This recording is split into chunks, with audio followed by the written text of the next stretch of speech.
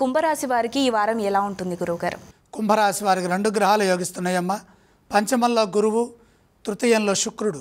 గౌరవప్రదమైన జీవితం కొనసాగుతుంది. మీరు చేసే ప్రతి పనిలో విజయం ఉంటుంది.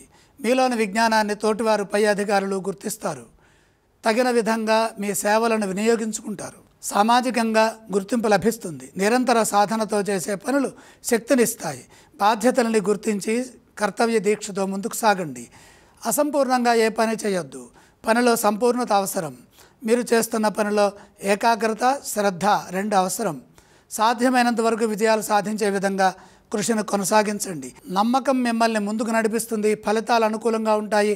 లక్ష్మీ కటాక్ష సిద్ధి కలుగుతుంది. ధర్మబద్ధంగా నిర్ణయాలు తీసుకొని వాటిని అమలు చేసినప్పుడే ఆర్థిక అభివృద్ధి ఉంటుంది. అవసరాలకు తగ్గట్టుగా నిర్ణయాలు తీసుకోవడం అవసరం. బాధ్యతాయుతంగా ప్రవర్తించడం ద్వారా మేలు చేకూరుతుంది. విశ్వాసంతో చేసే పనుల్లో స్పష్టత వస్తుంది. ఇదే విధంగా వ్యాపారంలో కూడా శ్రద్ధ వహించాలి. పొరపాట్లు జరగకుండా లాభాలు వచ్చే విధంగా వ్యూహ రచన చేయాలి.